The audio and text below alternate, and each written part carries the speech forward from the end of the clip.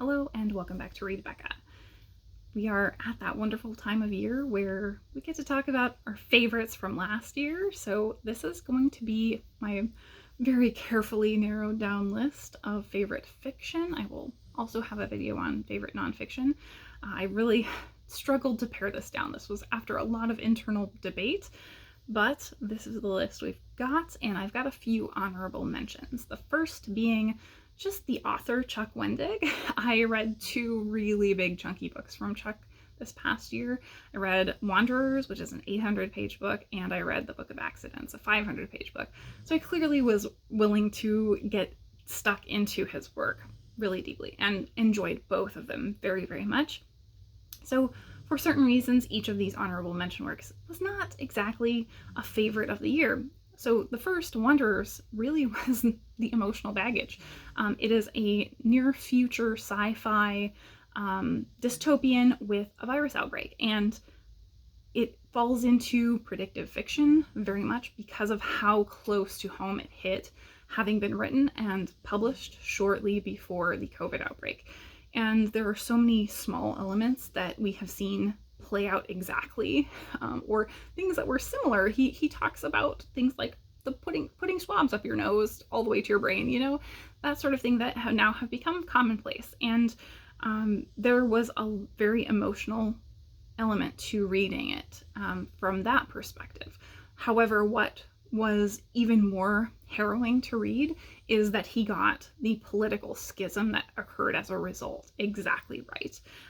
One of the perspectives that he takes a look at is a pastor who has become a mouthpiece for a right-wing group, and it's kind of gotten out of his control. He really doesn't entirely agree with the things he's saying, but he took that on thinking he could get power and use that power for good, and it got out of his hands. And the schism that happens there is just exactly what we've seen play out within the US, and it's so difficult to read because of that. So I really enjoyed the book though, so it gives me conflicted feelings because I can't really fault the author for something that was painful to me to read. Then his other work, A Book of Accidents, is just this mashup of sci-fi and fantasy and horror, and really I think it fits under the horror umbrella most, and it brings those elements together so well, following these cases of historical murders and just weird happenings after a family moves to this house, and it pulls it all together even though there's such disparate elements. I mean, you literally have something from demons to a serial killer. It's a lot, and I think he married those up so well. So I think what I didn't like about this one was that it was far in the horror realm for me. I just am a weakling when it comes to horror, so I didn't do well with things like a lot of the animal harm type elements were terrible for me. I couldn't stand it. So that really negated my enjoyment of it, but overall this was definitely a great book. Then in my honorable mentions, I have The Rain Heron by Robbie Arnott. I love this one. It's going to stick in my brain so much, but the ending kind of undercut a lot of the prior story, and so that knocked it down a little bit for me. But I'm going to think about this one so much. It is taking place in a near future, possibly. I talked to someone else who had read it, and they thought it was taking place in a past setting, but it's not a clearly defined setting. And at least initially, we're following this woman who has kind of separated herself from society and is living in the woods. And these soldiers come wandering through the woods, and they're traipsing around for a long while, and they are looking for this mythic rain heron. And they believe that this woman who is there, because she's been living in these woods so long, if there is a rain heron, she must know something about it. And so I think that's all you need to know going in, that there is this search for the mythic, and there's a lot to do with tackling and breaking the cycle of trauma in this book. And I think actually the Book of Accidents tackles that theme really well as well. So there's definitely some connection there. And my last honorable mention is Drive Your Plow Over the Bones of the Dead by Olga Tokarczuk. And I, again, love this one. This is going to stick in my brain. The writing was gorgeous. The translation was so amazing. This one is all about this elderly woman who lives in a small community where people start dying. And she is adamant to the police that what's happening in their community is that these people have been unkind to the animals, and the animals are getting their revenge, and she can't get anyone to listen to her. And she's really this kind of quirky character. So what makes this so amazing is the character and how much you get attached to her and how odd she is. So I love an old lady protagonist, and this was just a really great expression of that, and it had so much to say. So what was true of all of these honorable mentions is that I felt like I could turn around and reread these books and love them even more. And I felt like I absolutely want to pick up anything these authors come out with next immediately, because they were such great works that are going to be hanging around in my brain for a while. So those are my honorable mentions. On to the actual list. So this is no particular number of books in no particular order. Yeah, these are just my favorites. So first, we have When You Trap a Tiger by Keller. This is a middle grade following a young girl, Lily, and her sister, who are moving with their mom to the Pacific Northwest, and they are going there, unknown to the sisters, to take care of their sick grandmother. And these girls have dealt with grief and loss before. They've lost their father, and so when they find out their grandmother is sick, it's extremely difficult for them to process. So Lily starts seeing this tiger around as they're on their way and when they arrive. And tigers are notorious tricksters. So there is this very major storytelling element with the Korean folklore surrounding tigers to this. And Lily begins to think she can make a deal with the tiger to help her grandmother. But knowing that they're tricksters, she knows that she should be on guard if she does make a deal. But she's willing to do just about anything to help her grandmother. And ultimately, we come to her having acceptance of the situation and it being out of her control. But on top of that storytelling element, it's really about her finding herself through this and who she needs to be to deal with this grief, because she has always been this, the quiet, stereotypical Asian girl. And she's not sure if that story that she's been telling herself about who she is who she wants to be anymore, or the person that is strong enough to make it through this. So this was a really powerful, amazing read. The next one I have is City of the Plague God by Sarwat Chadda. This is another middle grade. This is from the Rick Riordan Presents line, and I've enjoyed all of those, but this was head and shoulders above anything else in the line. This follows a young boy, Sikander, who is Iraqi American, and he and his family are running a halal deli in Manhattan when suddenly something goes really wrong for him, and a plague outbreaks in the city, and it seems to be centering from his family's deli. And it turns out that the plague god Nergal has returned and is after Sikander for some reason, and he can't figure out why until looking back on the loss of his brother and the things that he had received from his brother. Maybe he has something that the plague god wants. So he has the help of Ishtar, who has a lot of crazy cats, her adopted orphan daughter, and a talking sword to help him along the way.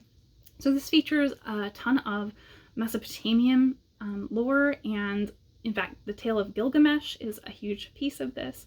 So you just don't see that mythos pulled in a lot. As well, it's really interesting that when you read the author's note, you can see that we have this Iraqi Muslim character who has a different cultural heritage in terms of mythos to the actual religion. So the religious gods and the mythical gods are different for this boy. And so Sarwat Chadda really wanted to bring those things together and show that both of those exist and have prominence in his life.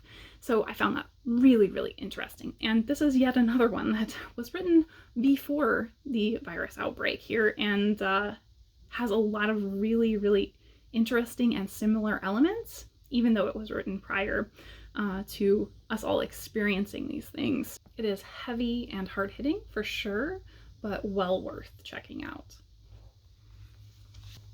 Then we have an adult sci-fi work, The Echo Wife by Sarah Gailey. I've loved everything Gailey has written, so this is really just an endorsement for this is an auto by author for me, and this is so far my favorite of their work. This follows a very strong scientific woman who has just lost her husband. He left her for another woman, but that other woman turns out to be her clone. So when things go terribly wrong, her clone calls her up and needs her help. She's not really sure what to do. So this is very frequently billed as a thriller. I don't know that I would really say it fits that mold. It more uses the typical thriller framework in order to engage in kind of deeper topics. So it's kind of slow-paced and lacking the tension of a thriller. So I wouldn't go into it expecting that. But it does have a lot of mystery and intrigue to it, and this is really a philosophical sci-fi that's looking at the exploitation of women and women's bodies, gender roles, and the societal pressures that are put onto women acting in these spaces, especially in the STEM space. So I enjoyed this so much for every element of it, the ways it made me think about these topics that I think about a lot, that it gave me fresh perspectives and new ideas. So I would really heartily recommend going into this one pretty blind. It's a great story. Definitely get along for the ride on this one. So next I continued on with more sci-fi. I read Descender. I read the complete 6 trade paperback volume arc that it makes up this story, and I loved it. This rocketed right into my favorite comics of all time. This is following this world where there has been a war between people and robots, and it's many planets and very expansive, so really wide-ranging epic space opera. And we uncover this through the eyes of this young companion robot, and he's waking up after having been asleep through this whole war, basically. And so he's uncovering that. The first 3 volumes I had read previously, and those are mostly backstory and introducing these characters and just fleshing out kind of the basics. And then the second half of this is really, in those last 3 volumes, giving us the forward momentum into why it all happened and understanding the actual complete picture. And this is just such a well-crafted series where you can really feel that it was planned and plotted beforehand and worked into these specific 6 comics, unlike many where it feels like they just keep running on and on. This feels like it was specifically set up as it's meant to be. So I just love this. This is by Jeff Lemire in terms of writing, and Dustin Ngyuen did the art, and the art style is exactly the same as the covers. So it's just beautiful, and that kind of light contrasted watercolory art is very much a style that I love. So this was definitely a new favorite.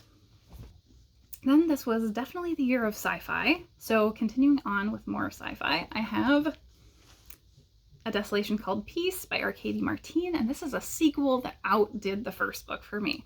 I absolutely adored the first book, A Memory Called Empire. This is the second book in the Tixkalan Empire duology, and I loved both, but this one just amped up everything. So going from a single perspective in book 1, which was very focused on this individual who is coming as an ambassador to their colonizing empire. They're from an independent station that is kind of viewed as primitive. And in this one, we get so many more perspectives, so more broadly across this empire. We get soldiers, we get rulers. It's just an expansive universe. And in this story, the second book, we are moving into this first contact scenario with a truly alien mind, and it does so many things well in showing us that and how linguistically that would work. So I think if you enjoy Arrival, where it is a very slow progression of trying to reach first contact, you will probably enjoy this. But I loved it. I connected so much with the characters. There is this conflict between the relationship that's happening between two characters, and the fact that one of them is a colonizer and the other one is the colonized, and the differences in their mindsets because of that, and how they can reconcile the power dynamic in their relationship is so interesting. And then other scientific elements, the big twists that happen in this are just so well executed. So just about everything about this was perfect for me. Then we have The Curse of Chalion. I just read this. I've talked about it a bunch here the past couple weeks. The Curse of Chalion by Lois McMaster Bujold from her World of Five Gods. This was easily the best fantasy I read the whole year. Hands down, hands down. This is a slow, low fantasy story about political intrigue following a really broken man who has been through so much, including slavery, and he is now coming back into the court and having to deal with being faced with people who betrayed him in the past and people who are betraying him now, and trying to maneuver through that. And that's really what the story is about. Meanwhile, we've got magically this curse that's in the title is really affecting the people around him, and he's trying to figure out how to do the honorable, noble thing and set it right. And it's so far beyond him. So I just loved all of the elements of this. This was so well done. Yet another one I absolutely loved. So next is yet another one I've talked about incessantly the past couple weeks. This is All My Puny Sorrows by Miriam Toews. And this is, there's no real plot to drama or twist to tell you about. Everything's in the blurb. This is all about two sisters who, one of them is depressed to the point of being suicidal and has had so many struggles through her life. And the other one keeps putting her life on hold to help out the sister who doesn't even want a life. And so they are struggling with that together. And you can see their sisterly love through all of this, and the relationships of the women in this story are so powerful that you see these familial bonds through all of these struggles that they go through. And it's so poignant and so touching and funny.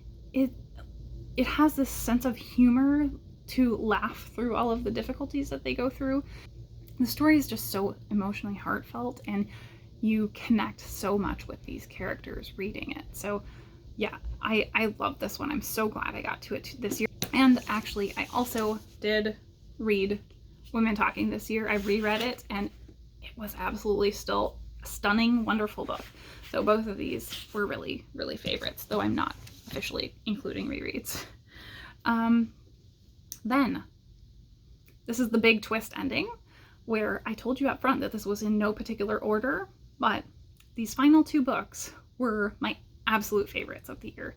They were head and shoulders above anything else that I read.